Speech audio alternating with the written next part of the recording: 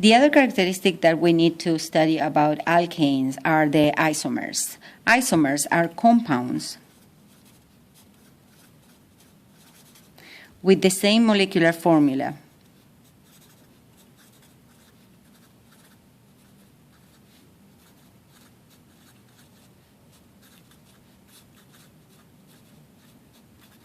And different structural formula or display formula.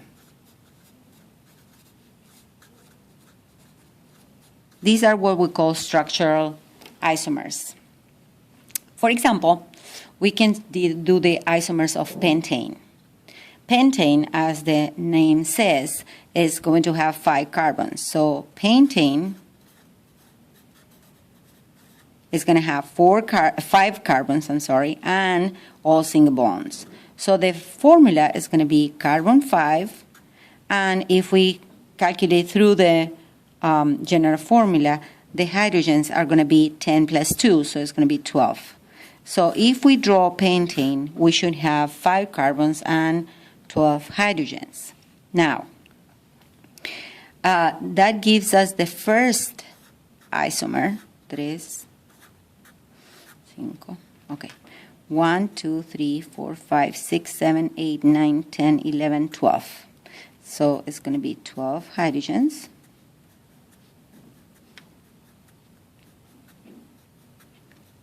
And that is what we call normally in the books N-pentane, because it's only one chain. Now, you have to be clear that sometimes you find in the books something like this.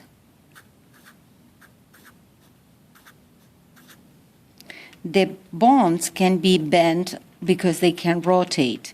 So this structure is exactly the same as this one. This is not an isomer. Of course, I'm going to complete this with hydrogens. Okay, so if we complete all of them with hydrogens, we're going to see that it's a chain that can be bent. So this is not an isomer. For getting an isomer, we need a different structure. So the easiest way to build them is to take one carbon at a time from the main chain and connect that to any other atoms that are not at the end of the chain. In other words, I'm going to put 1, 2, 3, and 4. Those are my 4 carbons instead of 5. The 5th cannot be connected with this one because if not, I would have a structure like this. So it has to be bonded to any of these carbons. Let's say this one. And then I complete this with hydrogens. This one needs 1, 2, and 3 more to be completed. Hydrogen, hydrogen, hydrogen. Then 1 and 2 hydrogens. This one has 3, so it needs only 1. This one needs 3. And this one needs 1, 2, and 3. Hydrogen here, here, and here. Now, this is not pentane. We cannot name it. It's an isomer of pentane, means that it has the same molecular formula, but the compound is different. We are going to see how to name it in a minute. Now, if I put this group, carbon, hydrogen 3 here or here, is the same thing because we said that it can rotate. If I put it here, it's going to be the same thing because I can flip the molecule. So any other combination of this is going to give us the same formula. So far we have 2 isomers, one with 5 carbons in the chain, one with 4 carbons in the chain. The last one is going to be with 3 carbons in the chain. So it's going to be 1, 2, 3, and then it cannot be, the carbons that are missing, that are 2, cannot be attached to the end, because if not, again, we are extending the chain. We have to put it in the same carbon. So it's going to be carbon and carbon, 1, 2, 3, 1, 2, 3, 1, 2, 3, 1, 2, 3. And if you count, you're going to see that we have, again, 12 hydrogens and 5 carbons. Now, this is pentane. How do we name this? Well, first of all, we need to see which are the rules of nomenclature. The rules of nomenclature say that the first thing that we have to do is to find the main chain here. And the main chain can be this one. Of course, it can be the one with the carbon here because this can be bent. But anyways, we're going to have in the second carbon a group that is carbon hydrogen 3. In this one, I can do this, I can do this, and I even can do this. It doesn't matter because in the second carbon and the one in the center, I always will have a group that is carbon hydrogen 3. So this is my main chain here. Now, how do you name this? This is 1, 2, 3, 4. So it cannot be pentane. It has to be butane.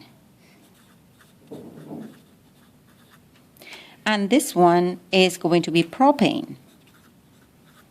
Why? Because it has 1, 2, 3 carbons, all single bonds, 1, 2, 3, 4 carbons, but, all single bonds.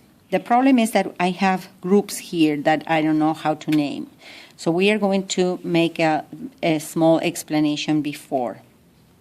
When we have methane, we are going to have carbon with 4 hydrogens around. But if this methane is missing a hydrogen because it's attached to another thing, like this one here, that is attached here. If you see this group here, I'm going to use another color so you can understand better. This group here is the same as this group here. It's not methane, it's missing a hydrogen. The same here. We have carbon hydrogen 3 attached to something, and we have carbon hydrogen 3 attached to something. Now, methane is when it has all the hydrogens. But if it's missing a hydrogen, we are called that meth because it has 1 carbon, but il meaning it's missing something.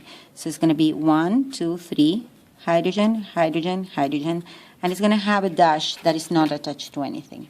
So in this one, we have methyl butane. In this one, it's also methyl, okay? We have a methyl there, but we have it twice. So we are going to call that dimethyl propane. And the names go all together, do not have to have any space. But it's easier for you to understand it like this. Okay?